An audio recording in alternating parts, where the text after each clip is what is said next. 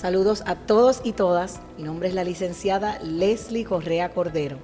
Yo soy el licenciado Alberto López Merlán. Y esto es Entre Colegas.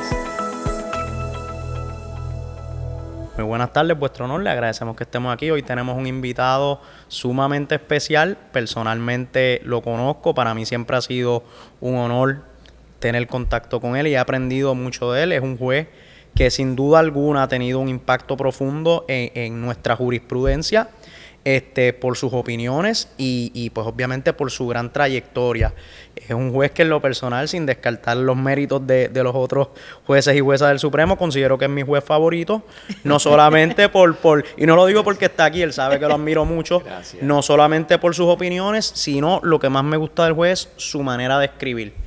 Y cuando he tenido oportunidades de colaborar con él, de verdad que me ha enseñado mucho de cómo se debe escribir, y yo pienso que en esta profesión es importante saber escribir para poder transmitir las ideas. Así que, sin más duda, les presento al juez Edgardo Rivera García, ahora licenciado. Le pregunto, vuestro honor, ¿cómo se siente ese licenciado, esa transición? Muy bien, muy buenas tardes y antes que nada, pues mi agradecimiento por la invitación para compartir con ustedes entre colegas.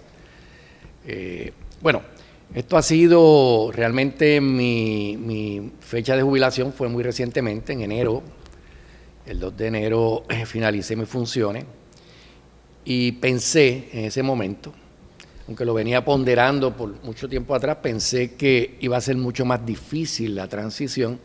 Sin embargo, tengo que confesar que ha sido mucho más rápido. Estoy contentísimo. Y claro está, luego de haberle dedicado 47 años al servicio público.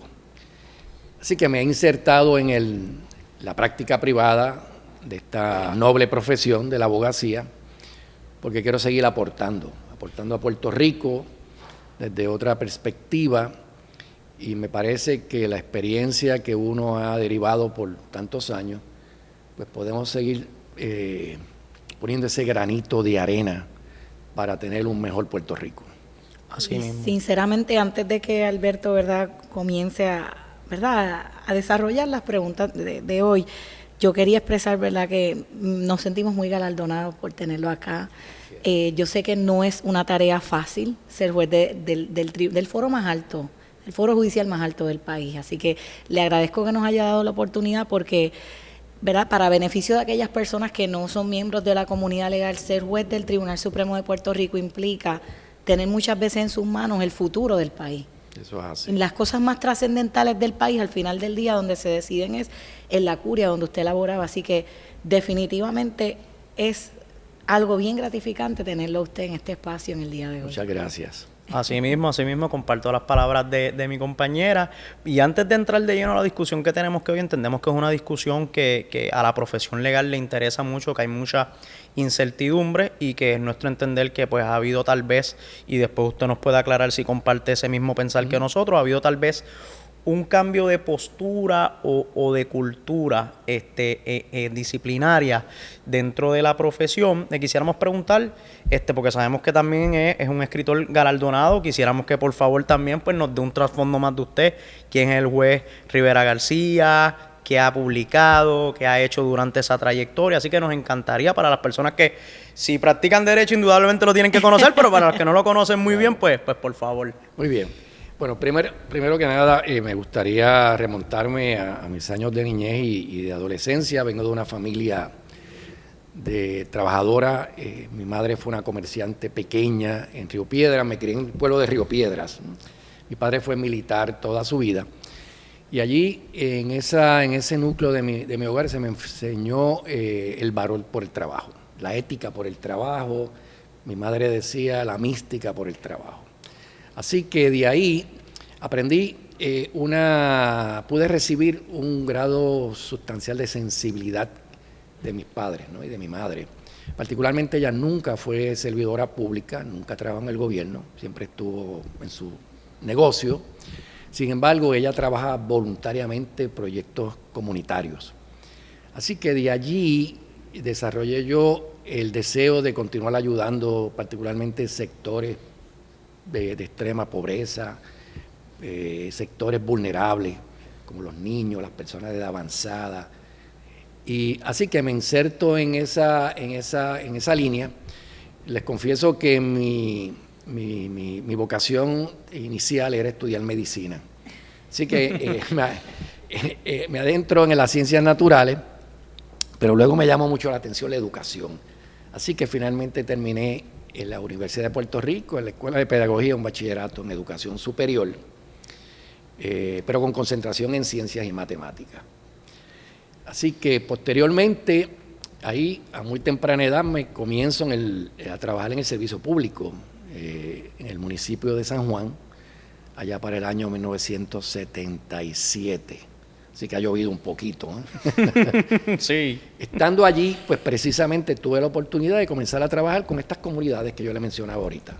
Comunidades en San Juan, donde las personas necesitaban de mucha ayuda por parte del gobierno municipal y del gobierno central también. Así que me entusiasmo con el seguir estudios en la Escuela Graduada de Administración Pública, también de la Universidad de Puerto Rico, y ahí obtuve el grado de maestría. Y posteriormente entonces dije, bueno, ¿cuál es la profesión que me puede a mí dar las herramientas, los mecanismos para yo poder continuar ayudando a los sectores que más necesitan en Puerto Rico? Y dije, ese es el derecho, la abogacía. Así que de esa manera decido entrar en la Facultad de Derecho y estudié en la Universidad de Puerto Rico también, donde obtuve el grado de Juris Doctor en el año 1988. Hace un tiempito atrás. Sí. Y asimismo, pues continué en el servicio público y a la misma vez, mientras me desempeñaba como empleado público, funcionario, también era profesor adjunto en distintas instituciones universitarias. Y esto me ha llevado a tener llevo 35 años ofreciendo cursos en la academia, ¿no? Porque me parece que la educación definitivamente es uno de los pilares más importantes que tiene un pueblo para su desarrollo. ¿Y qué cursos vuestro honor ha tenido la oportunidad de...? Bueno, pues yo he ofrecido cursos, por ejemplo, en la Escuela de Derecho de la Universidad de Puerto Rico. Allí desarrollé un curso donde se adentraba al estudio bien profundo de lo que es el debido proceso de ley en el contexto del sistema acusatorio y oralidad. Y esto fue como consecuencia de años de experiencia que he tenido con distintos países de Latinoamérica, donde el concepto del debido proceso de ley todavía está en pañales en algunas jurisdicciones, contrario a los Estados Unidos y contrario en el caso nuestro. Así que me dediqué a estudiar ese tema y diseñé un curso en la escuela para estudiantes de Juris Doctor y de maestría también en la UPR. Asimismo, estuve ofreciendo cursos en la Facultad de Derecho de la Universidad Interamericana y desarrollé un curso sobre trata humana, un tema del que no se habla mucho. Tal vez en los últimos años ha cobrado un poco de interés en la temática, pero todavía hay un gran desconocimiento sobre ese tema. Así que tuve esa oportunidad también, lo estuve ofreciendo por aproximadamente 4 o 5 años. Y luego desarrollé un curso que es el único que se ofrece en Puerto Rico, que es sobre corrupción pública. Porque para mí el interés es desarrollar estudiantes, formar estudiantes de derecho que eventualmente primero conozcan en todo su alcance lo que representa la corrupción, tanto pública como privada. Le decimos pública, pero siempre hay un elemento de lo privado, ¿no? Dentro del contexto de lo que es corrupción. Uh-huh. Y de igual manera poder desarrollar destrezas en esos estudiantes para que puedan eventualmente estar preparados a litigar casos de esta naturaleza, ya sea desde la perspectiva del Ministerio Público o desde la perspectiva de la defensa. Así que llevamos ya 5 años también en ese curso, pero hemos ofrecido en escuelas graduadas de asuntos públicos distintos temas sobre la administración pública, sobre criminología, filosofía del derecho, y ha sido una variedad de temas que hemos estado trabajando por esos años. Perfecto. Ahí cambiándole un poquito el tema, y Leslie, discúlpame, ¿Cómo ha sido esa transición? Porque sé que nos está comentando y no dudamos de su dedicación por el servicio público, pero ahora sí, en estas nuevas etapas, ¿cómo ha sido esa transición? ¿En qué está practicando? Si nos quisiera compartir, hacia dónde se ve, qué tan desligado o ligado a, de alguna manera, desde la empresa privada, contribuir como quiera a hacer un servicio público. Así que, por favor, si nos pudiese abundar. Sí, claro que sí. Bueno, como les decía, el total de años que dediqué al servicio público fueron 47, de los cuales de esos 47, 25 fueron al Poder Judicial, es decir, a la Judicatura. Yo fui, claro, previamente, antes de ser juez, yo me había desempeñado también como fiscal en el Departamento de Justicia y había dirigido agencias gubernamentales, tanto municipales como a nivel estatal, y fui director de la Unidad de Investigaciones y Procesamiento Criminal del Departamento de Justicia allá para los años 90. También tuve la oportunidad de trabajar en la legislatura. Sí, yo fui el director de la Oficina de los Asesores del presidente del Senado aquel entonces, del senador Charlie Rodríguez, cuando presidió el Senado. Yo era el jefe de los asesores en el área de legislación. Así que en el año 2000 me nombran juez superior, algo que desempeñé por casi 10 años, y básicamente dedicados a los casos de naturaleza penal, una sala de lo criminal. Posteriormente fui nombrado juez de apelaciones, tuve un poco más, casi 2 años, un poco más o menos 2 años, y finalmente en el 2010 soy nominado y confirmado como juez asociado en el Tribunal Supremo. Es decir, entonces, al finalizar ahora recientemente, dediqué 15 años al Tribunal Supremo. Así que este cambio, entiendo que obviamente esto ocurre por mandato constitucional, es decir, nuestra Constitución establece un término de la edad para que los jueces puedan mantenerse en funciones, y una vez se cumple esa edad, pues tenemos que, por obligación, acogernos a lo que le dicen el retiro, pero como yo no pienso... No tiene que decirle edad, vuestro honor. No, yo creo que si buscan en la Constitución lo van a encontrar. Tarea. Aunque yo creo que el pueblo de Puerto Rico ya lo sabe, ya sabe la... Sí. Pero a pesar de ello, pues decidí insertarme y continuar, como decía, aportando a Puerto Rico la práctica de esta profesión. De esa manera, se me hizo una invitación para servir como consejero de un bufete de abogados, de la bufete del licenciado Antonio Maceira, ubicado en San Juan, y allí estoy como consejero, y estoy también en alguna medida llevando mi práctica privada, fuera del bufete también, en casos de naturaleza apelativa, tanto en el Tribunal de Apelaciones como ante el Tribunal Supremo. Así que no he tenido tiempo realmente ni de aburrirme, ni de pensar que voy a hacer todo lo contrario. Todos los días tengo mucho que hacer y me siento muy cómodo. Y como decía, creo que son oportunidades que tenemos y a base de la experiencia que uno ha acumulado, la preparación académica, y uno no debe seguir uno aportando, haciendo esa aportación y trabajando. Y de hecho, recientemente la Fundación Histórica del Tribunal Supremo, esta es una entidad que es separada del Tribunal Supremo, pero es una fundación que está para promover la historia de nuestro tribunal, de nuestro más alto tribunal, pues me invitaron para que fuera síndico de esta fundación, así que ya estoy trabajando en ese contexto también, para continuar ligado al Tribunal Supremo. Se están evaluando unas enmiendas. El Tribunal Supremo, ustedes saben que tiene muchísimas comisiones que asisten en la función al tribunal, y hay una comisión bien importante, que es la Comisión de Evaluación Judicial.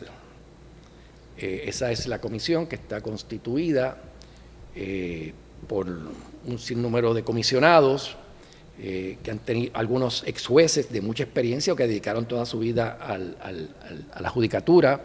Hay abogados de la práctica privada, hay profesores universitarios también que tienen la encomienda junto a los jueces del tribunal, de evaluar las ejecutorias de los jueces de primera instancia y eventualmente va a ser también a nivel del apelativo.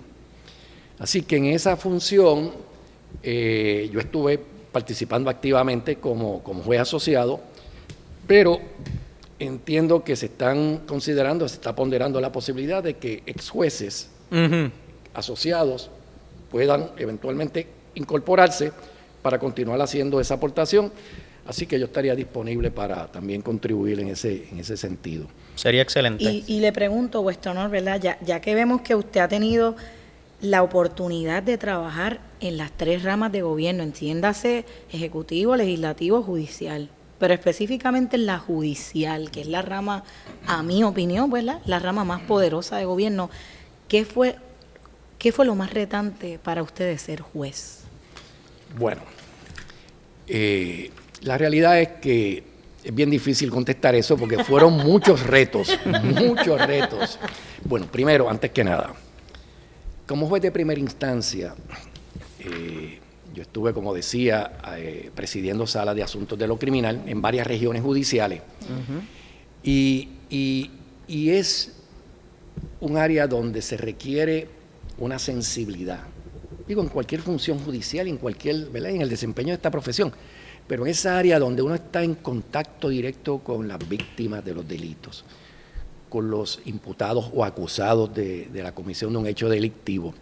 Y hay que tener esa gran sensibilidad porque tenemos que entender por encima de todo que hay unos derechos fundamentales a los que tenemos que respetar, que tenemos que apegarnos y que hay que evaluar cuando se presenta ante nuestra consideración una prueba, tener siempre en mente que esos derechos fundamentales protegen a esa persona y que su dignidad no deja de ser digno por el hecho de que esté imputado o acusado de un delito.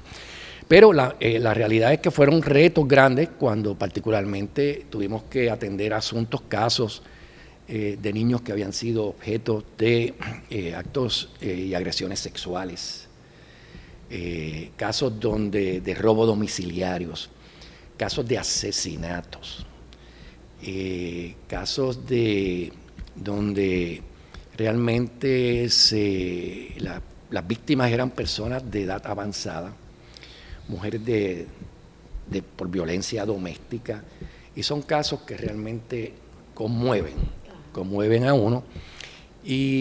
Pero desde esa perspectiva, yo creo que el juez pues, puede también hacer una gran aportación a todo el sistema y a todo el ordenamiento y en el sistema de justicia penal. Luego de eso, pues, fue un gran reto cambiar de esa dinámica de sala, de estar día a día con el público, con las víctimas, con los abogados compartiendo, ¿no? Litigando esos casos ante uno, pues llegar a un tribunal de apelaciones donde es un tribunal de récord, de expedientes, ¿no? Pero yo quiero hacer mención de un punto para mí bien importante. Inicialmente yo no me acostumbraba realmente, me hacía falta la dinámica de la sala, pero aprendí algo. Yo dije, bueno, cuando yo tenga ante mí un expediente, yo tengo que ver esto no como papeles, sino como una trama, una historia de vida. Y empecé a darle sentido y darle vida a lo que es un expediente. ¿Y cómo yo hacía esto? Por ejemplo, cuando yo leía una transcripción de la prueba, yo me podía traspolar, yo imaginar lo que yo leía a un escenario o a una escena donde realmente que a la luz de la experiencia que uno había ya acumulado podía, ¿verdad?, facilitar ese proceso. Así que aprendí a que los expedientes no son papeles, son seres humanos que están ahí en ese proceso. Cuando llego al Tribunal Supremo, pues ya había comenzado a aprender, todavía no estaba ducho en esto, lo que es un cuerpo colegiado, aunque el Tribunal de Apelaciones lo es, pero no es lo mismo evaluar un asunto, una controversia, con un panel de 3 jueces, incluyendo a uno, o inclusive algunas veces 4, que llegar al Tribunal Supremo, que en aquel momento en que yo llego eran 7, la plantilla eran 7 jueces y juezas, Así que la dinámica allí de cuerpo colegiado muy distinta, fascinante, y donde realmente uno aprende a diferir, disentir o concurrir, pero siempre dentro de un marco de mucho respeto.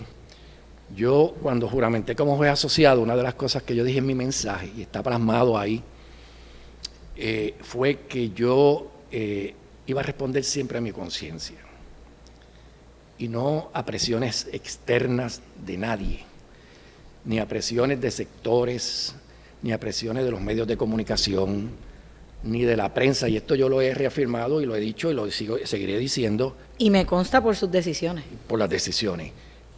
Nunca he tenido el temor de la crítica, al contrario, creo que la crítica es buena y naturalmente cuando uno toma decisiones hay unos que les gusta y otros no les gusta, eso es parte de la naturaleza y más en esta profesión, ¿no? Pero siempre mi norte ha sido responder a mi conciencia donde yo me sienta que he hecho justicia. Para mí eso es el fin ulterior del sistema de justicia, ¿no? Porque si no tenemos esto como el fin, los demás son medios para llegar, pero tenemos que entonces tener como objetivo principal y único la impartición de justicia. Así que en ese sentido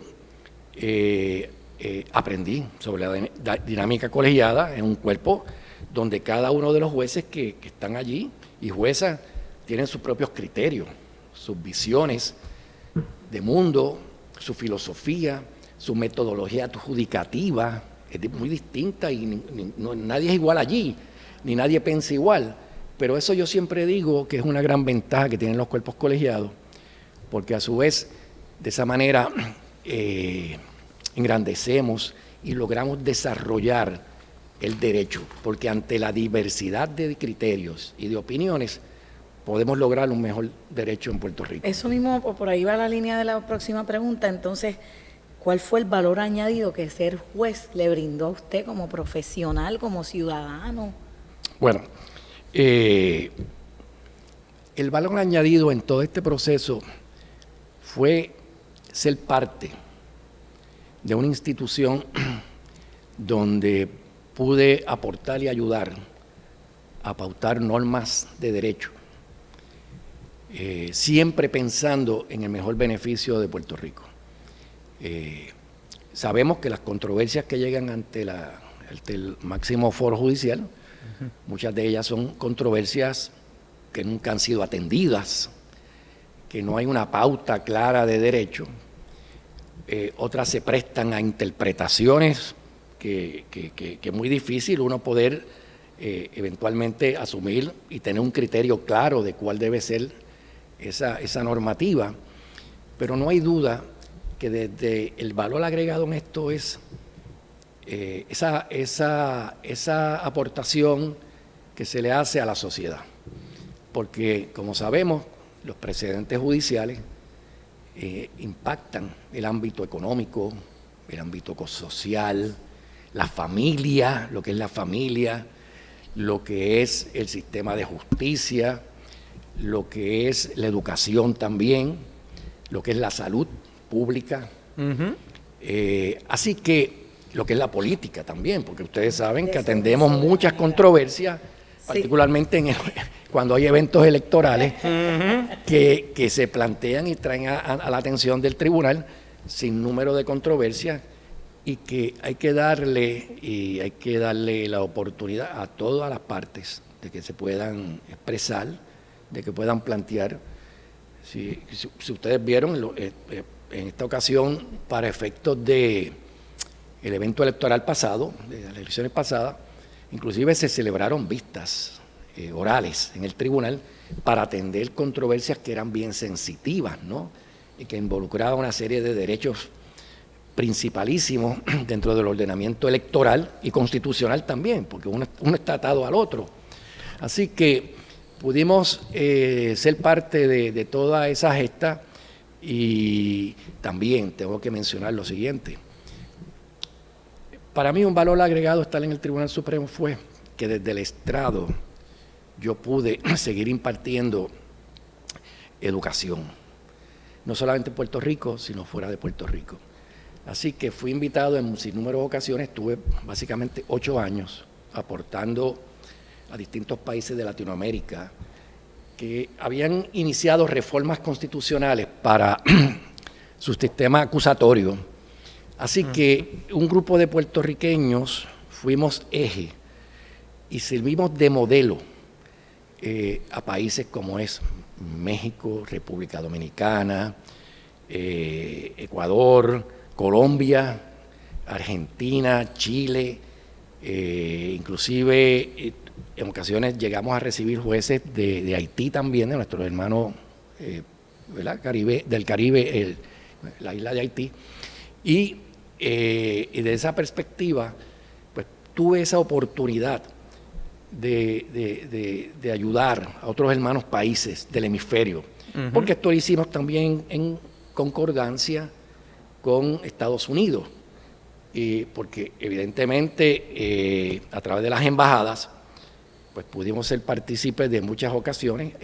Se me olvidaba el Panamá también, donde tuvimos la oportunidad de ir a capacitar jueces, magistrados, fiscales, sobre distintos temas, sobre corrupción pública, sobre lavado de dinero, sobre crímenes de cuello blanco, toda esa temática que tenía que ver con el sistema de justicia. Y así que me parece que eso fue un valor agregado. Bien. Y la próxima pregunta, ya, ¿verdad? Y esto, ¿verdad? La pregunta es sin línea político-partidista. Es que usted trajo lo de los eventos electorales. Ajá. ¿Por qué, verdad? Y ya después de esta pregunta voy a dejar a Alberto, pero ¿por qué no vemos mucho a los jueces del Tribunal Supremo de Puerto Rico opinando sobre asuntos de alto interés público, como lo ve, o como lo fue, por ejemplo, los eventos electorales? Claro. Bueno, esto tiene una razón de ser. Primero, sabemos que los jueces, no importa el nivel que desempeñemos, tenemos que ceñirnos a un andamiaje ético judicial. Así que tenemos unos cánones de ética judicial que rigen el ejercicio del abogado en su función judicial, ¿no? Así que, porque recordemos que nosotros tenemos la dicha de ser parte de una de las profesiones más reglamentadas, por no decir la más reglamentada que existe en Puerto Rico, por lo menos, porque hay otros países que no es así. Ahí no es así. La ética es muy flexible y no es igual, ¿no? Pero en Puerto Rico sabemos que es bien rigurosa los preceptos de la ética, y precisamente tenemos cánones de ética que limitan, restringen inclusive, cuando uno ocupa el cargo de juez, hasta de la libertad de expresión. En alguna medida es una restricción a la libertad de expresión, y esto se hace con un propósito, y es para fines de no adelantar criterios de posibles asuntos que puedan llegar en su día ante un tribunal. En la medida que el juez comience a opinar y a dar opiniones sobre asuntos, tal vez controversias o planteamientos que se hagan, que aún todavía no han llegado al tribunal, a las puertas del tribunal, pero eventualmente llegan, y ese juez tiene un juicio formado, claro, una opinión formada, sobre una opinión formada sobre unos asuntos que tal vez pues la gente espera que el juez las pueda evaluar con total y absoluta objetividad e imparcialidad. Eso también ayuda precisamente a esta imagen de imparcialidad, y más que imagen, es al valor que tiene el funcionario judicial que demuestre con sus ejecutorias total y absoluta imparcialidad. Así que eso tiene una razón de ser, por lo cual me parece a mí que justifica y en alguna forma pues hay que darle esa importancia que tiene, y no hay mejor forma para un juez que expresarse que no sean sus sentencias. En las sentencias, ya sean mayoritarias, concurrentes o disidentes, pueden ahí hacer las expresiones, y los que han leído las mías saben cómo yo me he expresado, ¿no? Muchas veces de de forma contundente. Y sin temor alguno. Sin temor alguno. Sin temor. Con vehemencia, porque creo que cuando creemos en una causa tenemos que hacerlo de forma enérgica, dejar el planteamiento, porque eso es parte de lo que es la historia y lo que es el derecho en Puerto Rico. Sí, usted y el juez Estrella no fallaban en eso. Yo cuando leí, yo decía, pero qué radicales. Yo decía, yo no esperaba que fuesen a resolver. Contundentes. Muy contundentes. Y me parece a mí que pues tenemos ese vehículo y claro está, no hay impedimento para, por ejemplo, cuando los jueces, y yo lo hice muchas veces, ofrecía charlas, conferencias, claro, en distintas instituciones u organizaciones, pueda uno también hacer expresiones siempre con el cuidado, la cautela, ¿no? La prudencia, claro, de no comentar un asunto que pueda estar sub judice, o por otro lado, no hacer mención de una controversia que eventualmente se sabe que pudiera llegar ante su consideración. Porque de esa manera salvaguardamos también el respeto a la institución.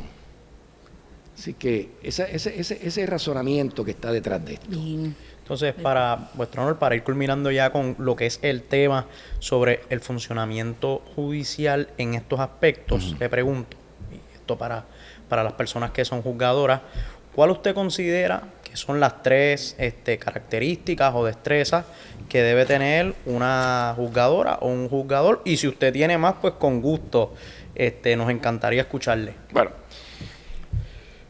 son muchas las características que debe tener un juez o una jueza, pero para mí 3 que son fundamentales. Primero, el saber escuchar. Y escuchar conlleva un elemento que también le llamamos empatía. Cuando las partes hacen sus planteamientos, tenemos que tener la capacidad de podernos ubicar, claro, ponerse en los zapatos de esa otra persona, porque de lo contrario tal vez no podemos entender. Recordemos que todo ciudadano va en búsqueda de un remedio, de una ayuda, y la institución que muchas veces ven como una única alternativa para efectos de lograr atender su problema es los tribunales. Así que los jueces tenemos que tener esa característica. Una característica fundamental es la imparcialidad. La imparcialidad implica también despejarnos de todos aquellos prejuicios que podamos tener. Porque es una realidad. Todo ser humano, todos tenemos prejuicios. Nadie puede decirme a mí que no tenga prejuicios porque estaría mintiendo, ¿eh? Claro. Hay prejuicios y eso es natural y es parte de la propia naturaleza humana. Pero la realidad es que el juez tiene que aprender a abstraerse de ese prejuicio y cuando tiene un ser humano al frente, verlo como lo que es, ese ser humano. Y ese grado de imparcialidad es fundamental porque es uno de los principios que fomenta que la gente confíe en el sistema de justicia. Y como usted mencionó anteriormente, por el hecho de que sean parte de un proceso criminal no los hace indignos. Claro que no, la dignidad del ser humano tiene que siempre estar ahí. Así que ese elemento de objetividad me parece a mí fundamental. El juez tiene que tener también lo que se conoce como identificarse con la gente y poder evitar, por ejemplo, responder a presiones. O sea, yo me tengo que identificar con las partes en un pleito, ¿verdad?, que tengo ante mí, en un caso. Conocer las distintas versiones y evaluar esa prueba, como decía ahorita, con total y absoluta objetividad dentro de lo que es la naturaleza humana. Claro. Que no es perfecta. Ahora bien, nunca el juez debe responder al momento de tomar decisiones a presiones sociales, presiones de los medios de comunicación, formales o informales, a elementos de naturaleza política, ningún tipo de presión pública, porque entonces estaría vulnerando precisamente esa confianza. Y como yo siempre he dicho, y de hecho lo plasmé en algunas opiniones, tal vez disidentes y algunas mayoritarias o concurrentes, Yo siempre he dicho que los jueces no estamos para satisfacer ni decidir para las gradas. Ni decidir para las gradas. Es para las personas que están ahí al frente y naturalmente el impacto que esto pueda tener eventualmente en el pueblo, ¿no? Si se hiciera mediante una opinión, pero también mediante una sentencia que no sienta un precedente como tal, sí podemos también aportar muchísimo porque las sentencias del tribunal tienen carácter persuasivo, así que también contribuyen a esto. Así que para mí esos son elementos claros, los elementos de la integridad, la laboriosidad. Estoy añadiendo otros. Sí, no, usted, seguro. Claro. Carta abierta. Ser estudioso del derecho. El derecho es tan cambiante que tenemos que siempre estar ávidos a ese estudio profundo, riguroso y no descansar, que muchas veces en el mero conocimiento que en un momento dado podemos tener, porque la realidad es que cada día vemos controversias de mayor complejidad. Claro. Y donde entran en juego una serie de valores que entonces hay que sopesar y no hay duda que es importante ser estudioso, laborioso, responsable con el ejercicio de la función y sobre todo un valor que para mí, y no solamente para los jueces, para cualquier ser humano, pero el juez tiene que ser, por estandarte de él, es el respeto. Sí, yo tengo un profesor que él es mi mentor, él es como un padre para mí, el profesor Carlos Ramos González, y él decía que el derecho debe comportarse a la altura de los tiempos, porque las sociedades siempre van cambiando y las necesidades también, y por eso debe ser evolutivo. Claro. Y para eso es lo que usted dice, tienen que mantenerse estudiando constantemente. Exactamente. Una tarea que no acaba. Yo quisiera añadir, me gustó mucho lo que menciona sobre las presiones externas. Yo pues no es que lleve mucho tiempo practicando, todavía me considero un abogado joven, pero sí he visto que en algunas ocasiones, pues lamentablemente, algunas determinaciones, pues, para mi entender, se hacen con ese elemento de si yo resuelvo así, ¿qué puede pasar? ¿Qué van a opinar? Y yo pienso que las juezas y los jueces no deberían estar sometidos a ese tipo de presión, pero de la misma forma lo entiendo, porque son humanos. Claro, pero entiendo que le hacen un deservicio a la profesión jurídica que se pueda influenciar de esa manera, no directamente tal vez o intencionalmente, o sí, a la judicatura. Totalmente de acuerdo con usted. Y vuestro honor, ya hablamos, ¿verdad?, del marco ético aplicable a lo que es la judicatura. Si fuésemos a hablar ahora de los abogados, los que litigan, los que dan asesoría, hablando desde el punto de vista ético, ¿usted entiende que actualmente el Tribunal Supremo de Puerto Rico tiene a la disponibilidad de los compañeros de la clase togada la información requerida para que conozcan cuál es el estándar de conducta exigido cuando están ejerciendo la profesión? Yo creo que lo hay, pero eso no es impedimento para continuar los esfuerzos y seguir ampliando precisamente esa capacitación de la clase togada, de los compañeros abogados, de abogadas.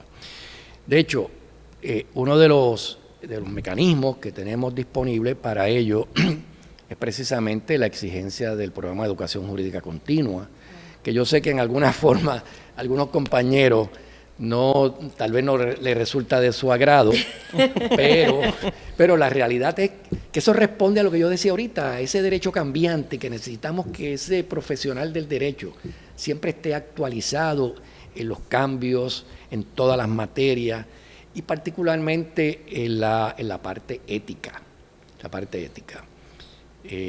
Yo soy de los que mi criterio siempre ha sido, y así lo esbocé también en algunas opiniones que salieron per curiam sobre disciplina ética, que la ética, el abogado que incumple con la ética, no hay duda que le está haciendo un flaco servicio no solamente a su cliente, le está haciendo un flaco servicio a la profesión, ante la sociedad. Yo recuerdo hace unos años, yo diserté en una revista jurídica y yo le traía unas estadísticas de estudios que se habían hecho en Estados Unidos y en Puerto Rico, que le habían preguntado a las personas qué grado de confianza se merecía la profesión de los abogados.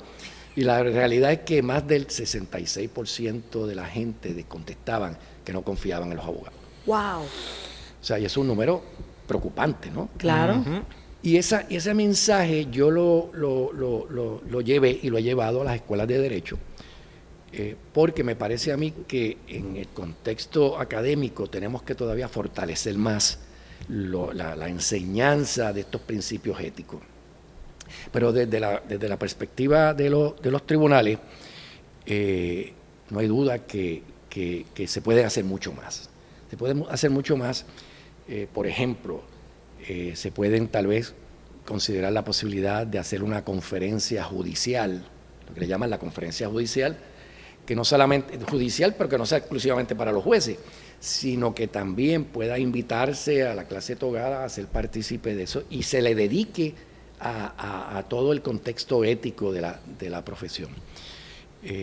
Yo hice, en una ocasión estuve analizando y haciendo una investigación sobre este tema y el impacto que tiene el no tener un andamiaje ético ágil pero riguroso también, y las consecuencias tan nefastas que puede tener para el ciudadano que busca la mejor representación y a la que tiene un derecho. Pues en el caso nuestro es un derecho fundamental el tener representación legal adecuada. Sí. Y fíjense que yo cuando evaluaba todos estos sistemas o programas éticos en distintos países, yo observaba, por ejemplo, que por ejemplo, el sistema de disciplina judicial en algunos países no está en manos del tribunal de última instancia, como es el caso nuestro, sino está en manos de entidades o asociaciones externas privadas, que son los que entonces evalúan la conducta de ese abogado, y entonces son los que deciden a través de una serie de sanciones. En el caso nuestro, ustedes saben que es muy distinto en el sentido de que el tribunal siempre ha promulgado y ha sostenido el poder inherente que tiene de regular y reglamentar el ejercicio de la profesión de la abogacía, inclusive desde que son estudiantes. ¿Por qué desde estudiantes? Porque las escuelas de derecho tienen que estar acreditadas no solamente por las entidades, por American Bar y otras entidades, sino también el propio Tribunal Supremo tiene que autorizar el funcionamiento de esas escuelas de derecho. Así que el andamiaje nuestro, yo creo que, aunque ciertamente es muy riguroso, pero me parece que es importante y necesario. Y hablando entonces de andamiaje, ¿sobre qué está cimentado ese andamiaje? ¿Cuál es la disposición legal que regula los principios éticos que rigen la profesión?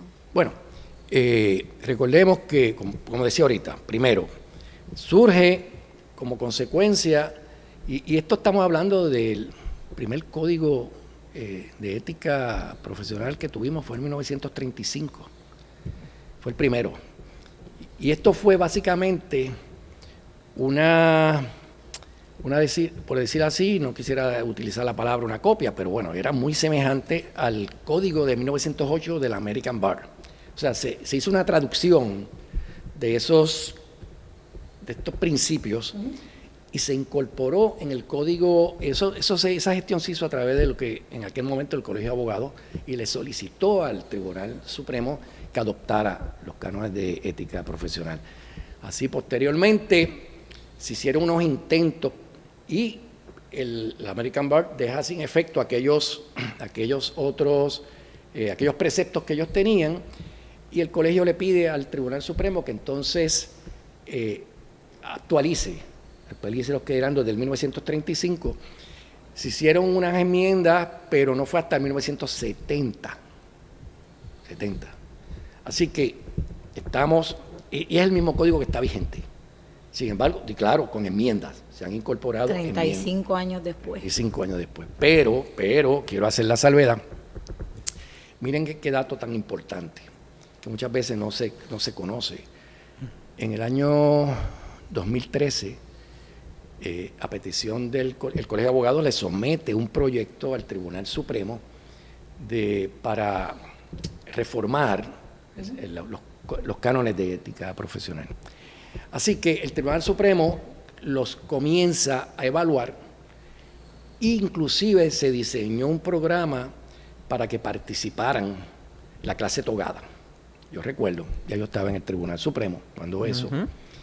Y se señalaron o se pautaron distintas audiencias públicas en las regiones judiciales. Y aunque ustedes no lo crean, la participación fue mínima, por no decir ninguna, de los abogados y abogadas. Se le pedía que entonces sometieran por escrito, porque queríamos recibir la retroalimentación de la clase con respecto a la propuesta, ¿no? Así que fue muy poca la participación. Ese proyecto estuvo en internet puesto a través de la página del Poder Judicial en aquel entonces, estaba puesto allí para que la gente lo leyera, lo comentara, escribiera.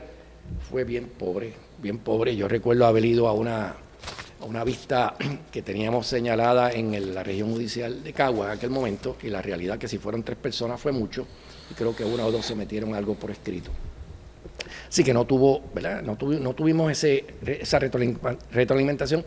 Así que el tribunal dejó sin efecto ese proyecto y nombró una comisión.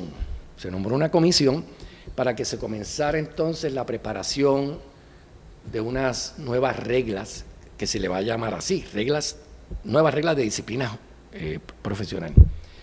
Esa comisión hace ya varios años presentó ya la propuesta, el proyecto. Se siguió el proceso de evaluación por parte de cada uno de nosotros los jueces. Cada uno de los jueces evaluó ese proyecto. Estuvo supeditado a una serie de modificaciones y enmiendas según las propuestas que hacíamos cada uno de nosotros.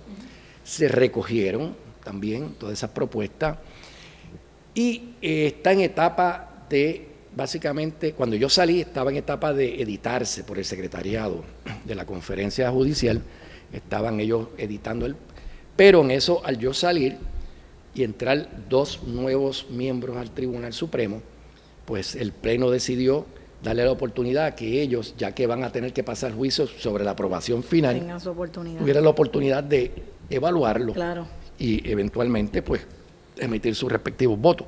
Pero lo que quiero decir con esto es que estamos bien adelantados y yo les aseguro que tiene unos cambios bastante considerables, cosas que están en el código actual, pues que tal vez no es que estén obsoletas, pero había que actualizarlas y ponerlos a tono con los cambios sociales, con los cambios de la profesión.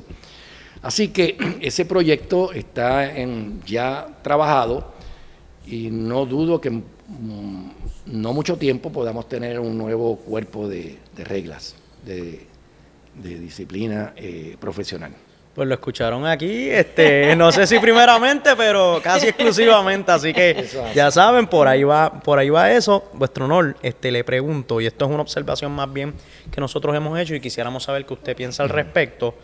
Por lo menos cuando yo estudié en la escuela de Derecho y estudiábamos los casos de ética, la impresión era que cualquier error hacía que una persona que practica Derecho pierda su título. No obstante, ya una vez uno pues comienza a practicar y ha visto últimamente las sentencias del tribunal, pues a mi entender, no sé si Leslie comparte y por eso queremos saber lo que usted piensa, a nuestro entender esa postura o esa cultura ha cambiado un poco y tal vez el enfoque del tribunal es un poco ahora más humano, más comprensivo y pues quisiéramos saber qué usted piensa al respecto. Sí. No, ciertamente ha habido un cambio. Cuando yo estudiaba Derecho también, uno se espantaba al leer aquellas sentencias, aquellos precedentes donde suspendían y estaba el desaforo, el famoso INRE, ¿no? El famoso INRE, que todo el mundo le tenía un pánico porque no hay duda que bajo ciertos tipos de conducta, pues la sanción que se aplicaba era la más severa. La suspensión indefinida o suspensión temporera, tal vez por un tiempo prolongado. En el año 2009, Si ustedes recuerdan, hubo un cambio generacional en el Tribunal Supremo. Es el momento en que entran allí 3 nuevos jueces, que fue el juez Rafael Martínez Torres, la jueza Mildred Pavón Charneco y el juez Eric Korthoff Caraballo. Entran estos primeros 3 jueces y la composición eran 7, ¿no? En ese momento la plantilla eran 7, ¿no? Lo que estaba establecido. Un año después, el ya fallecido Efraín Rivera Pérez decide acogerse a la jubilación. No tenía la edad, pero decide acogerse a la jubilación. Y entonces es cuando yo entro al Tribunal Supremo.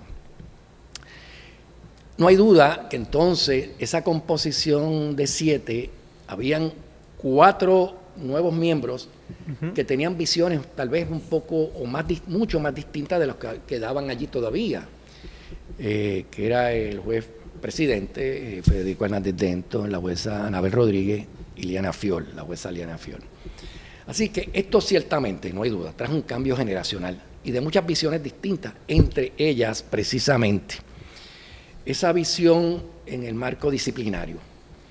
Comenzamos a evaluar y incorporamos unos elementos que no se habían atendido hasta ese momento, que era, por ejemplo, tener criterios para definir si habían atenuantes, si habían agravantes al momento de la disciplina. De hecho, se estuvo discutiendo en aquel momento, yo fui portavoz de esa discusión en el sentido que yo entendía que debería haber un término prescriptivo sobre las querellas o quejas de los abogados. Porque según hemos adoptado el término de la prescripción en muchos, ¿verdad?, en muchos ámbitos, y sobre todo la defensa del estado de indefensión, que sabemos que la tenemos en el contexto penal, claro, pues yo decía, bueno, bajo esa premisa podemos traspolar esto al aspecto ético, y me parece que podemos adoptar un término prescriptivo, que eventualmente la Asamblea Legislativa aprobó una ley que decía que prescribían a los 3 años, pero eso nunca se le hizo porque realmente la Asamblea Legislativa no podía decirnos a nosotros. O sea, era una intromisión indebida al ejercicio al poder inherente que tiene el tribunal. Así que eso quedó letra muerta y todavía está ahí, nunca se derogó. De hecho, le digo más, en el nuevo Código Civil hay una disposición que a mi entender debe tener más aclaración, porque dice que prescribe a los 2 años las acciones contra los profesionales que violan los estándares de conducta que rigen la profesión, pero para mí, para no violentar la separación de poderes, debieron aclararlo. Los abogados debieron quedar excluidos de esa disposición. No hay duda. Así que se incorporaron elementos de lo que es un atenuante, lo que son agravantes, y se flexibilizó el mecanismo de las quejas. Y les voy a explicar. Inmediatamente que una persona en aquel momento, en aquel entonces, presentaba una queja, se le daba curso y se seguía un procedimiento. Obviamente el abogado tenía que contestarla y posteriormente ahí inmediatamente se refería ante el procurador general, que es el que es el brazo investigativo, por decirlo así, y hasta le llamaríamos el brazo que resulta ser el fiscal en el brazo disciplinario del tribunal, la oficina del procurador. Pero entonces nosotros establecimos un mecanismo para que se pudieran depurar esas quejas y determinar hasta dónde algunas carecían de los méritos o sencillamente son de carácter frívolo. Porque recordemos que la regla 14 del reglamento del Tribunal Supremo, que es la que establece el mecanismo de cómo se lleva a cabo un procesamiento disciplinario, establece que las quejas tienen que ser juramentadas. Antes había una duplicidad, muchas veces venía el ciudadano, iba a la oficina del procurador general y presentaba la queja por allá, no ante el tribunal. Nosotros atendimos esa situación y dijimos, mira, puede haber hasta duplicidad porque van allá y vienen acá, o la presentan ante el procurador y no cumple con las exigencias del tribunal, de que esté debidamente juramentada, que tenga los elementos que realmente puedan ser constitutivos de una violación ética. Así que se incorporó, se eliminó de que se presentaran antes se presentaban también ante el Colegio de Abogados Oh, sí. Recuerden que el Colegio de Abogados, cuando estaba, ¿verdad?, la colegiación compulsoria obligatoria, tenía unas facultades delegadas. Inclusive el Colegio de Abogados podía comenzar investigaciones. Wow. Sí, todo eso cambió. Así que nosotros adoptamos los mecanismos necesarios para, por ejemplo, llega una queja. Quien primero hace esa evaluación de la queja es el secretario del tribunal, se le ha delegado esa función, y evalúa si cumple con los criterios para considerarse una queja. Y lo hace, y hace la anotación en un libro, y ahí inmediatamente se le envía la copia de la queja al abogado que está siendo imputado en la queja, y el abogado tiene 10 días para contestar. Y siempre puede pedir hasta prórroga, o sea, un término adicional para poder contestar y prepararse adecuadamente. Una vez se contesta antes, pues inmediatamente iba a la oficina del procurador. Ahora no, ahora pasa por manos de nosotros, pues del tribunal, ¿no? O pasaba por mis manos, ya no, pero pasa donde el tribunal podía hacer una queja, el abogado contestaba, y a la luz de la contestación y la evidencia que él presentaba, esa queja tal vez ni siquiera era referida al procurador, porque ahí mismo se procedía al archivo. Claro. Al archivo, sin tener que someter a ese abogado a un proceso disciplinario. Esa es una de las cosas, ¿verdad?, distintas. De igual manera, hemos tratado, y mientras estuve allí, el tribunal ha sido, y estoy seguro que va a seguir siendo, que ha ido ponderando, tratando de establecer las sanciones, el tipo de sanción vis a vis la conducta imputada, si eventualmente es probada. Es decir, que haya una correlación y no haya disparidad. Antes se veía mucho. Para un abogado le presentaban el mismo cargo ético, y para este había una sanción menor, y a otro, entonces se planteaba, oye, pero ¿y por qué se hace esto? ¿Por qué para aquel tanto y para aquel menos? Y hemos tratado de llevar esa correlación de sanciones, la severidad de la sanción acorde con la conducta imputada. Así que no hay duda. De igual manera, y en eso todos fuimos promotores, y yo fui firme promotor de esto, de que se le diera, por ejemplo, es una realidad. Y ahí entra el elemento que usted señalaba de humanizar el proceso. Humanizar el proceso.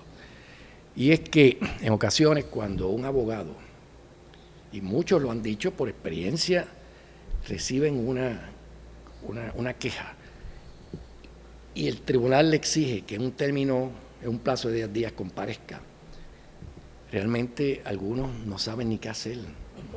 No saben ni qué hacer. Y el temor, la inseguridad, la incertidumbre en que entran, que algunos llegan al extremo que ni siquiera se atreven a contestar. Y nosotros lo que hemos hecho en esos casos es, y el récord está allí, y los expedientes están allí claros, le emitíamos una orden, mire, usted no ha contestado en este plazo, le vamos a darle 10 días más, conteste. Muchas veces hasta la tercera ocasión, una orden de mostrar causa por lo cual no debe ser suspendido, ¿verdad?, bajo el canon 9. Y aún así, si ustedes observan, un gran número de las suspensiones de compañeros abogados y abogadas responde al incumplimiento de no comparecer. Yo siempre le digo, y mi recomendación es, usted comparezca, y si usted no está preparado para contestar la queja, usted lo plantea a sí mismo y pida el tiempo necesario. Y de igual manera, procure también hasta representación legal. Claro. Representación legal, porque representarse uno a sí mismo... Se pierde la objetividad. Se pierde la objetividad, y no creo que sea lo más favorable. Pero, y hay instituciones, por ejemplo, yo sé que el Colegio de Abogados de Puerto Rico, de abogados y abogadas, tiene lo que ellos le llaman los procuradores de ética, que ayudan a los abogados y los representan en los procesos éticos también. Así que sí, ha habido, y no le quiero llamar flexibilidad, pero sí se le imprime mayor sentido humano a ese proceso, y ese ha sido el resultado. Sí, y ¿verdad? Yo entiendo que yo comparto las expresiones de ambos en cuanto a que la visión del tribunal sí la veo un poco más humana. Al menos yo soy una que todos los viernes, cuando se notifica de secretaría las decisiones, la mayoría de los INRES que he visto es por lo que usted menciona, o que no se defendieron, o los otros que veo mayormente para mí se justifican, que no cumplen con los cursos de educación jurídica continua. Y ahí ya yo digo, pues entonces la visión del tribunal está un poco más leniente, es la realidad. Sí.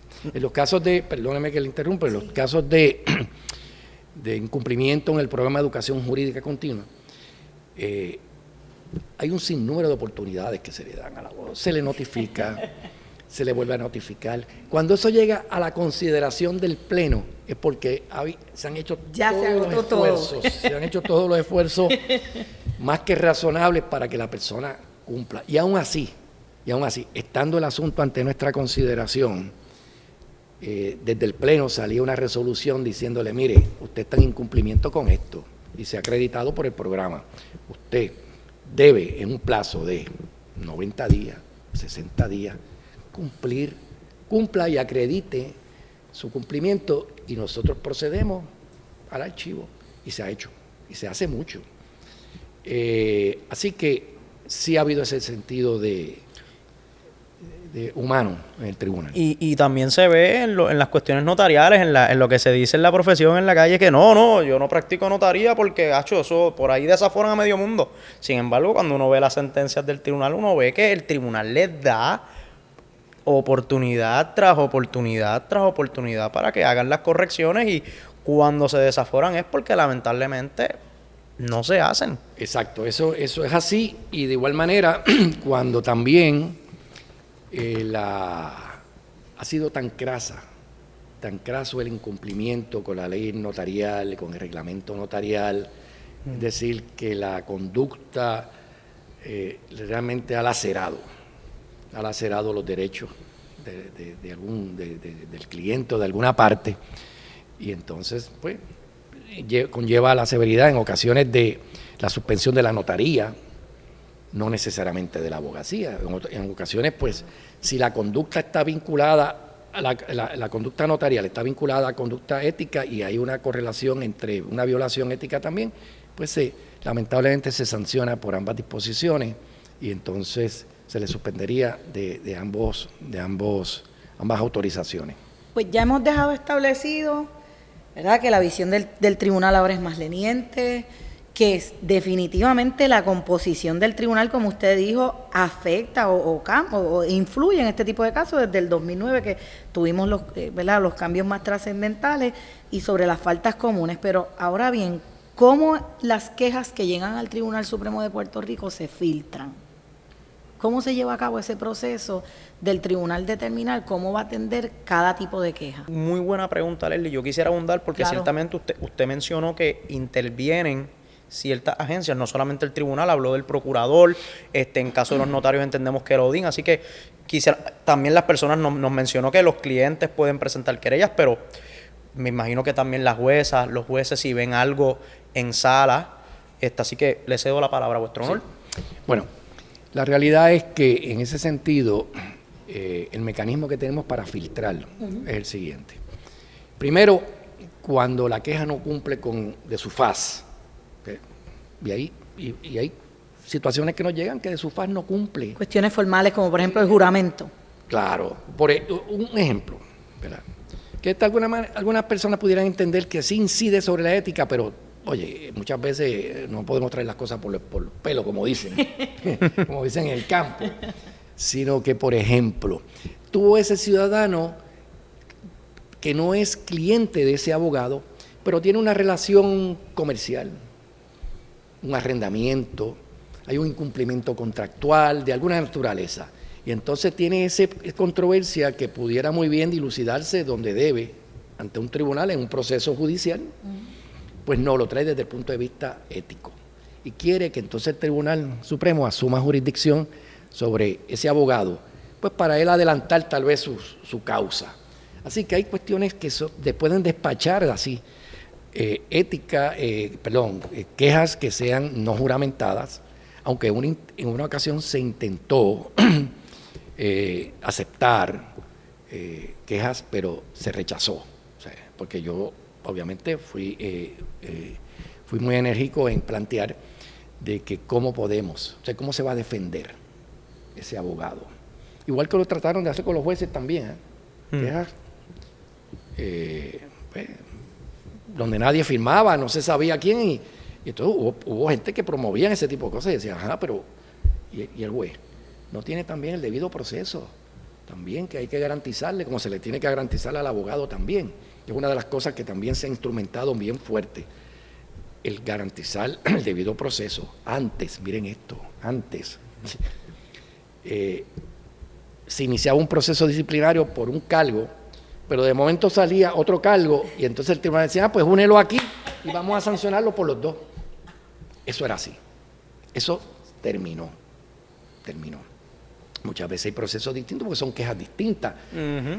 Contrario es cuando una de las partes o el propio abogado solicita, consolídalo porque de alguna manera hay una relación o algo así. Pero ese no era el caso. Así que parte de ese filtro es ese. Ayuda en el filtro que el abogado conteste, por eso la importancia de que el abogado conteste. Con esa contestación, el tribunal puede decidir si le sigue dando curso para efecto de referirlo a investigación. La investigación del procurador es importante. ¿Por qué? Porque ese es el mejor filtro, en el sentido que se va a investigar lo que se alega.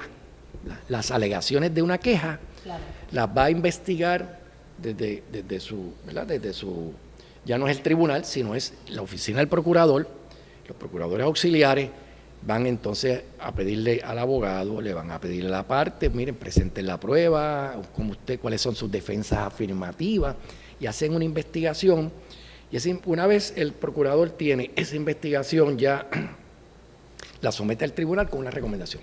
Muchas veces esa recomendación es, mire, esto sería improcedente continuar con un proceso disciplinario. No hay los méritos, aquí no hay la prueba clara, robusta y convincente, que es el criterio para efectos de los casos éticos. Que eso es importante, ¿verdad? Que fue el que adoptamos luego en Ética versus Martínez Girao, el caso de prueba robusta y convincente para los casos de ética gubernamental. Así que ese es parte del filtro. Nosotros recibimos esos informes, el Pleno lo recibe completo, lo evaluamos y a base de esa recomendación, si la mayoría entiende que acogemos la recomendación del procurador, se procede al archivo de ese asunto y se acabó. Veo que usted, Vuestro Honor, puntualiza mucho el término queja. ¿Cuál es la diferencia entre una queja y una querella? Importante, se inicia el proceso disciplinario con una queja. Esa queja es objeto de la contestación primero de parte del abogado o abogada. Esa queja va al procurador, el procurador investiga y una vez llega a esa etapa, el tribunal, a la luz de los hallazgos de ese informe, de esa investigación, decide si ordena presentar la querella. Como pudiera decir, hasta aquí llegó esto, se va a archivar. Okay. O continuamos por los hallazgos de esta investigación, amerita entonces ordenar presentar querella, se le ordena al procurador que presente la querella, que es parecido a un pliego acusatorio, parecido a lo que sería un pliego acusatorio, sí, que tiene que identificar los cánones que se alega que se violaron, la conducta tipificada como antiética, y entonces el abogado tiene 15 días adicionales para contestar, 15 días pero que pueden ser prorrogables, ¿no? Se pueden extender para contestar esa queja. Muchas veces con la contestación de la queja, entonces el tribunal vuelve a evaluar esto y dice, habíamos ordenado presentar querella, pero realmente no es meritorio. Así que se puede archivar. De entenderse que procede la querella, entonces el tribunal nombra a un comisionado especial. Un comisionado especial, la mayoría de los comisionados que tenemos en el tribunal han sido jueces, son jueces retirados, personas que de alguna manera han tenido mucha experiencia en la adjudicación de asuntos, ¿no? Y ese comisionado pues se va a llevar un proceso disciplinario parecido a un juicio, con audiencias, con descubrimiento de pruebas, con planteamientos de derecho, evaluar las defensas afirmativas que se tengan por parte de la admisibilidad de la prueba, puede pasar juicio, que aunque no rigen las reglas de evidencia en ese trámite, pero no dejan de ser el marco, que puede dirigir sus principios esenciales. La cuestión, el factor de conferirle o no conferirle credibilidad a un testigo, y en ocasiones se celebra como si fuera un juicio, es una vista, parece una vista administrativa, ¿verdad? Pero con formalidad, se le da formalidad. El procurador trae sus testigos, porque sería lo que yo decía equivalente al fiscal, y el abogado, pues, obviamente su abogado, del abogado imputado, trae los testigos, contrainterroga, tiene directo, contrainterrogatorio, todo ese proceso. Finalmente, el comisionado presenta un informe a la luz de la prueba que se haya desfilado, tiene que hacer determinaciones de hechos, se le exige que hayan determinaciones de hechos probadas, para que estén en récord, y ceñirse estrictamente al récord con las determinaciones o conclusiones de derecho en cuanto a la ética. La mayoría de los comisionados no recomiendan una sanción en particular. No quiere decir que no están impedidos de hacerlo. Muchos se someten a la consideración del tribunal para que sea el tribunal el que decida. El tribunal va a decidir por mayoría del pleno la sanción que se hace impuesta en esos casos. Hay ocasiones que no hay que celebrar la vista, sino que se hace por estipulación. Se estipula el récord, se estipula el expediente. Mire, vamos a estipular y se somete por el expediente. Lo sometemos y ahí entonces de ahí se prepara el informe y eventualmente concluye el trámite disciplinario. Ya que usted entonces, ¿verdad?, nos pudo adelantar que puede venir un cuerpo normativo para lo que son los principios éticos, pero que todavía no. Mientras tanto, quería preguntarle, porque hay muchos miembros de la comunidad legal, ¿verdad? En mi caso, yo soy abogada litigante y todos los días me relaciono con muchos compañeros que actualmente no están claros cuáles son los límites, si alguno, a la hora de anunciarse. ¿Qué usted pudiese, verdad, decir en cuanto al criterio rector que tenga el tribunal en cuanto a esos asuntos, en vista de que hoy día hay muchos compañeros que están reinventándose, vamos a decirlo así? Claro. Bueno, ustedes saben, el canon 36, tenemos que remitirnos al canon 36, que es el que rige la cuestión de la publicidad y de los anuncios de los abogados. Esto es un canon de muchos años, tiene muchos años, y los tiempos han cambiado también. Ahora con toda esta tecnología que tenemos, redes sociales, que en aquel momento no había nada de eso. Antes se anunciaban, yo recuerdo que en los periódicos aparecían en los clasificados. Sí, no sé si ustedes llegaron a ver eso. En mi niñez lo llegué a ver, pero sí, lo llegué a ver. Sí, pues aparecían los abogados y aparecían anuncios. El abogado siempre ha tenido la oportunidad de anunciarse. Claro, hay un criterio rector. Y uno de los que este canon plantea es que no hay mejor anuncio o publicidad para el abogado que sea la reputación que él haya alcanzado en el ejercicio de su profesión. Y es verdad, eso es una realidad. Si usted es un abogado, si usted se gana el respeto de la comunidad, de la gente, que si usted con sus ejecutorias se da a conocer, no hay mejor publicidad que esa. Pero no hay duda que sí se permite siempre y cuando no, por ejemplo, todavía impera la limitación de decir el licenciado o licenciada fulano de tal, especialista en derecho penal. Usted no puede decir que es especialista en derecho penal. Usted puede sí indicar que usted concentra su práctica o ejerce la práctica concentrada en el derecho penal, por ejemplo, o en el derecho de familia, corporativo, constitucional, ese tipo de cosas. Ahí no hay ningún problema. Pero todavía está vedado el decir soy especialista. Oiga, y la realidad es que uno tiene que pensar que no hay duda que hay abogados que sí, que se especializan, que podemos decir que son especialistas. Pero esa categoría como tal está prohibida. Hay una limitación, ¿verdad? Que no se permite. Naturalmente, cualquier tipo de publicidad que conlleve expresiones falsas, fraudulentas, que puedan inducir al cliente o al potencial cliente sobre una información que no sea la correcta, pues también tiene que ser, ¿verdad? Está prohibido, está prohibido. Así que, expresiones, esto es importante. Yo creo que este es un elemento vital en esto, y es que puedan haber expresiones en esa publicidad que puedan dar la impresión de que ese abogado está en capacidad de poder influenciar en otros para eventualmente se tomen decisiones a favor de los clientes. Un jugador, por ejemplo. Y yo he conocido personas, no lo anuncian así, pero se dejan sentir en algunas ocasiones que tienen esa capacidad. Y obviamente esto está prohibido, ¿verdad? Y en cuanto a garantizar resultados. En cuanto a garantizar resultados, también totalmente hay o sea, el abogado que realmente se tenga ¿verdad? Haga la gestión de informarle a un cliente o a un potencial cliente que yo te voy a garantizar tal resultado. Eso es inaceptable, inaceptable.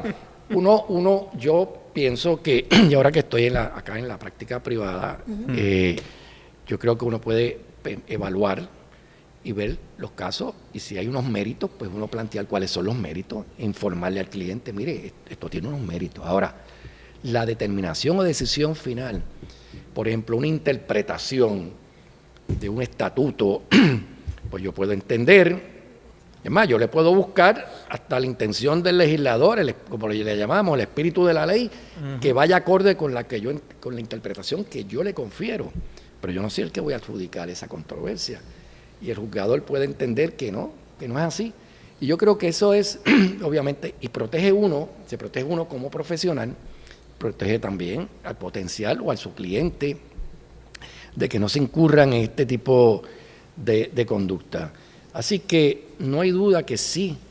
Algo que preocupa, que yo creo que es un tema un poco sensitivo, son aquellos compañeros o compañeras abogadas que participan en medios de comunicación, en programas de análisis y cosas de estas, que hay veces que lo hemos visto, porque es una realidad, que aprovechan el micrófono, aprovechan las cámaras, aprovechan una audiencia para adelantar tal vez asuntos que están sub judice, que están ante la consideración de un tribunal, y me parece a mí que hay que ser extremadamente cauteloso, claro, bien cauteloso con eso, porque hay una línea fina.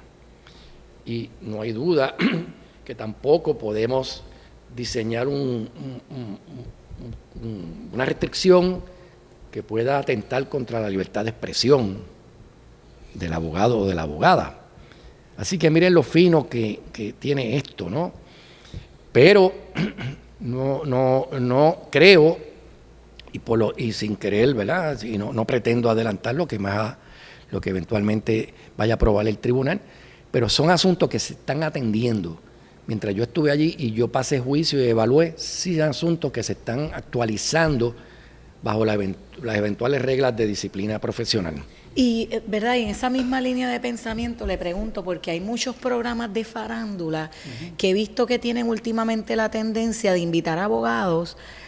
Ya sabemos que en lo criminal las expresiones ¿verdad? Si el caso está pendiente, las expresiones son muy limitadas, pero traen abogados, incluso que no son parte del caso, para que emitan opiniones sobre casos civiles pendientes. ¿Cuál es entonces, qué debería el abogado estar pendiente si se le invita a un programa de esta índole a que formule este tipo de opinión? Bueno, yo creo que lo importante en casos como ese, no hay duda que tiene el derecho a expresarse, ¿no? Lo tiene, pero tiene que también tener la prudencia de si hay un asunto que esté ante la consideración del tribunal y que a él le conste de persona y propio conocimiento, que evite tergiversar hechos que pudieran estar siendo evaluados en un momento por un tribunal, porque eso provoca desinformación y confusión, y tenemos que todos, que muchas veces se les olvida a algunas personas, aquellos que ejercemos esta profesión, todos somos funcionarios del tribunal. Y siendo funcionarios del tribunal, entonces tenemos que tener esa prudencia, ese cuidado pero no hay duda. O sea, lo vemos frecuentemente en muchos contextos, en casos que están ventilándose, y él no es el abogado de la parte, ¿verdad? Porque tal vez él tendría que tener mayores restricciones. Pero me parece a mí que independientemente de esto, cada uno debe tener claro hasta dónde debe comentar un asunto que pueda incidir o pueda, volvemos, el mantener y retomar la confianza en las instituciones, como es en los tribunales, es una tarea no de los jueces exclusivamente. Es una tarea y una responsabilidad de todos los que ejercemos esta profesión. Y diría yo que eso puede, ¿verdad?, hasta generar en el abogado una causa de acción civil por violación a la dignidad de la persona, porque a veces emiten opiniones de manera tal que lesionan la imagen de esa persona frente a la comunidad. Y ahí es que yo digo, tienes que cuidarte de lo que vas a hablar en los medios. Definitivamente coincido con usted. Vuestro honor, y le pregunto ya, entonces dirigiéndonos al código, ya sabemos que pues está in the works un código nuevo, pero le pregunto del código actual, ¿qué cosas positivas usted pudiese resaltar, si alguna? Bueno, no hay duda que el código actual le ha servido bien a la profesión. Le ha servido bien, y le puedo explicar desde mi perspectiva por qué. Es que sencillamente, como decía, esta es una profesión que tiene un impacto social, económico, en la educación, en la política, en la cultura, en la sociedad en general, en cuanto a aportar a que vivamos en una sociedad de respeto, de orden social, donde se fomente la sana convivencia. Y el abogado, con este marco ético, pues tiene que regirse y tener una dirección en el desempeño de sus funciones, porque fíjense que este marco ético inclusive se pudiera extender a ciertas actuaciones fuera del desempeño del ejercicio de la profesión, dependiendo de su conducta. Se atenta contra la imagen de lo que debe ser un profesional del derecho. Así que no hay duda que sí, que le ha servido bien y que ha fomentado el tener una clase profesional competente, preparada, con la capacidad de dar el mejor servicio, la calidad en el servicio. Fíjense que lo que se busca detrás de todo esto es calidad en el servicio. Que ese profesional pueda responder a las exigencias y, sobre todo, proteger. O sea, esto lo que persigue es proteger al ciudadano. ¿Cómo entonces pudiese un abogado, ya hablamos de los medios, ¿verdad?, de televisión, pero algo que también se está viendo mucho es que hay abogados que se mercadean por redes sociales. ¿Hasta dónde puede llegar el abogado mercadeándose en las redes sociales, tomando en cuenta lo que usted leyó del Canon 36, pero también tomando en cuenta el caso de Bates versus Arizona, que el Tribunal Supremo de Estados Unidos dijo que bajo la libertad de expresión un abogado puede anunciarse? Pues entonces, ¿cómo un abogado puede balancear entre lo que dice el Canon, lo que dice el Tribunal Supremo de Estados Unidos, en el momento en el que está mercadeando sus servicios ya por redes sociales, Facebook, Instagram, LinkedIn, X? Oye, y no hay controversia en cuanto al derecho que tienen los abogados y las abogadas de anunciarse. Y eso pues ya es reconocido por el propio Tribunal Supremo y como un corolario de la libertad de expresión también, ¿no? Así que partiendo de ahí volvemos a lo mismo. ¿Hasta dónde? Usted puede tener un derecho, pero los derechos no son absolutos. No hay derechos absolutos. Y los derechos tenemos que ejercerlos con un grado de responsabilidad también. Así que yo creo que con ello en mente, el profesional del derecho que se anuncie en las redes sociales lo puede hacer sin ningún problema, siempre y cuando pueda cumplir con estos parámetros a los que hemos hablado. El hecho de que utilice la red social no debe ser el vehículo para, por ejemplo, llevar un mensaje de que él pues es el que más sabe, él es especialista en esta materia, o caso que llegue a mis manos, pues si está acusado de un delito va a salir absuelto. Tampoco, porque eso dentro de ese derecho reconocido va a tener sus restricciones, va a tener sus limitaciones. Así que yo lo veo así. Pero quiero traer a colación lo siguiente, porque aunque no han sido casos, les voy a decir algo, hemos sancionado abogados que utilizando redes sociales y utilizando los correos electrónicos insultan a otro compañero o a compañera abogada. Eso lo hemos visto. Ya no es el insulto o la amenaza presencial, sino ha sido mensajes de texto, han sido por correos electrónicos que han hecho expresiones contra un compañero y ese compañero ha presentado la queja y se han visto sancionados porque, volvemos, usted tiene libertad de expresión, pero ¿hasta dónde? ¿Hasta dónde? Lo otro es que, lo quiero traer a la colación, que aunque no ha sido casos de abogados, son abogados porque han sido jueces, pero sí hemos tenido casos de jueces que hemos tenido que sancionar por el uso de las redes sociales y que han violado el canon de ética, pero también ha incidido su conducta en cánones de ética profesional. O sea, el hecho de que sea juez no quiere decir que no va a violar este canon también. Usted se rige por los dos cuerpos normativos, por los dos, no por uno. Y lamentablemente nosotros tuvimos que sancionar otros jueces que se han iniciado los procesos disciplinarios, pues han renunciado. Han renunciado antes de que culmine. Y el hecho, y por cierto, el hecho que renuncie al cargo judicial no quiere decir que pueda seguir siendo procesado por los cánones de ética profesional.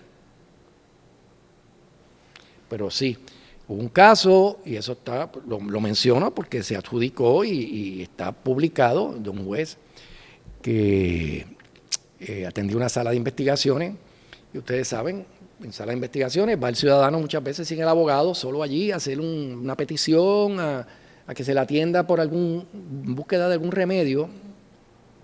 Entonces, luego que él atendía a estas personas, él a través de las redes sociales, él hacía videos donde él se burlaba de esas personas.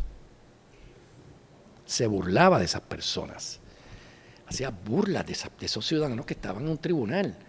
Y eso llegó al Tribunal Supremo y para nosotros inaceptable totalmente y fue sancionado severamente. Y como otros han sido sancionados porque tampoco es aceptable ni debe ser permisible que porque sea a través de un medio social. Usted es juez 24 horas, 7 días a la semana. Y esa imagen de juez y lo que usted representa, sobre todo lo que usted representa, no debe ser vulnerado por actuaciones y conductas de esa naturaleza. Eso le iba a preguntar entonces en cuanto a los abogados, ¿cómo usted vería el hecho, cómo usted ve el hecho de que a veces hay abogados que utilizan las situaciones de los casos que tienen, ¿verdad?, o para los que los contratan para eso mismo, para burlarse? No mencionan nombre del cliente, pero cuentan toda la historia del caso en la red social. Pues le puedo adelantar que sí, se han recibido quejas que eventualmente han llegado a convertirse en querellas de abogados que han utilizado ese mecanismo, porque la parte que al tomar conocimiento de lo que está aconteciendo, dice, espérate, pero ese es el caso del que yo soy parte y este señor está haciendo este tipo de aseveraciones, insinuaciones, y han presentado quejas. Así que sí, se atienden. Para mí, la moraleja es que sea cuidadoso, sí, sea prudente, utilice bien, si lo mejor es tener en mente que la mejor herramienta, una de las mejores herramientas tecnológicas que hoy día tenemos para educar y formar al público, igual que a los, ¿verdad?, y al ciudadano, son las redes sociales y la tecnología. Así mismo, pues Tronor, le quiero hacer una pregunta ya no tan dirigida al tema de de las redes sociales, pero usted nos mencionó que usted pues tuvo la oportunidad de trabajar con el nuevo proyecto que se va a publicar en cuanto a los cánones de ética. Le pregunto, ¿qué cambios usted, sin tener que decir que sugirió, o qué cambios usted quisiera ver, porque sabemos que ahora dos jueces, un juez y una jueza van a tener una oportunidad de dar su insumo. ¿Qué cambios a usted le gustaría ver en este nuevo código que no hay en el actual? Sí. Bueno, en lo que por lo menos yo estuve trabajando y estuve en contacto en aquel momento, habían unos cambios donde yo entiendo que mejoraban sustancialmente todo lo que tiene que ver con la relación entre abogado-cliente, en el sentido de la contratación. Ustedes saben que ha sido un problema también reiterado, ¿no? Sí. Reiterado. A pesar de que el Tribunal Supremo, siempre que ha tenido que llamar la atención sobre la cuestión de la contratación por escrito, siempre el tribunal ha dicho, se le exhorta, ¿verdad? Pero es que yo creo que lo que puede evitar precisamente un problema, un dilema, una controversia entre el abogado y su cliente es tener claro los términos y las condiciones de su contratación profesional, ¿no? Y eso, ya sabemos la cantidad de problemas que hay sobre esto. Pero en esa área de esa relación yo creo que hay unos cambios considerables y de una mejoría sustancial. Yo y lo digo porque no hay problema con esto, porque yo siempre ha sido mi postura. Yo creo que había que dedicar un acápite de los cánones, que aunque todos somos abogados y abogadas, pero por la naturaleza de las funciones del Ministerio Público, de los fiscales, había que diseñar una serie, por ejemplo, y hemos visto, y ya vivimos la experiencia, y hemos vivido varias experiencias. A nosotros, mucha gente se le olvida el caso de Rey Michael Corona, que fue para los años que tuvo que ver con, él era fiscal, pidieron que lo contrataran en el Senado para continuar haciendo las investigaciones sobre el Cerro Maravilla, y entonces ahí eso llega hasta el Tribunal Supremo, porque se encontró y se determinó que había un choque entre las funciones de usted en el cargo de fiscal y posible investigador de unos hechos que eventualmente podían ser procesados criminalmente. Así que tenemos eso como parámetro en ese caso. Pero yo preparé, y propuse y se incorporó, yo espero que finalmente sí se acoja, y es que haya una normativa sobre particularmente los destaques. Es decir, usted es fiscal, yo soy el jefe de una agencia y yo solicito que se me asigne para otras funciones, tal vez de naturaleza administrativa, de otra índole, pero usted continúa siendo fiscal. Fíjese que el dilema de esto es hasta dónde yo me quito el sombrero, porque hay un caso y está publicado, se publicó, salió por resolución, aunque fue por resolución, se ordenó publicarlo, y es de un fiscal que fue en destaque a la Autoridad de Acueducto y Alcantarillado para dirigir la unidad de investigaciones internas. Entonces, ese señor que estaba allí, no en función de fiscal, sino dirigiendo un área de investigaciones, hubo unas querellas internas donde se alegaba que como parte de un problema con el sindicato, unos empleados del sindicato, de la Unión, habían llevado a cabo actos constitutivos de provocar daños en la infraestructura de acueducto. Él tenía a cargo hacer la investigación interna, porque para eso se le llevó allí. El problema fue que entonces él preparó la investigación interna, llama a los agentes y él es el que autoriza la presentación de los cargos. Tuvo doble función, un choque, lo que se le llama incompatibilidad de funciones. Así que yo presenté una propuesta para que esa definición esté con mayor precisión, porque no hay duda que también pudiera provocar violación, porque hay conflictos éticos. Claro. Ese señor, ese fiscal, y lo estoy diciendo porque está publicado, están los DPR, no solamente autorizó la presentación, ustedes saben que para presentar cargos criminales, si no hay autorización de un fiscal, no proceden. Claro. ¿Verdad? Él se presentó en la regla 6 a presentar pruebas. Entonces, no, llega la queja. Obviamente, él al momento en que llega la queja ya había renunciado a la fiscalía, no estaba en la fiscalía, pero tuvimos que sancionarlo y por eso se publicó. Se publicó, se le hizo una amonestación severa por su conducta en calidad de fiscal. Él no podía hacerlo. Entonces, hoy día vemos muchos casos de destaques. Hace poco hubo un lío, una fiscal que estaba en destaque. Pues porque y hay que definir qué implica y qué no implica incompatibilidad de funciones con el cargo, que es un deber ministerial constitucional que tiene la fiscalía. Y eso tenemos el principio recogido desde el caso de Michael Corona. Pues qué bueno que lo menciona, porque Leslie y yo conocemos a una persona que es fiscal y que ha estado en destaque, así que mucho cuidadito. Hay que tener cuidado. No, hay que mucho tener cuidado. Cuidadito. No. Sí, hay que tener cuidado. Si estás mirando, mucho cuidadito. Hay que ser cuidadoso para no incurrir en conducta que, aunque ahora mismo en el código vigente no se atiende eso per se, específico, pero no quiere decir que no se le puedan aplicar algún tipo de precepto, claro, si incurre en algún tipo de conflicto ético.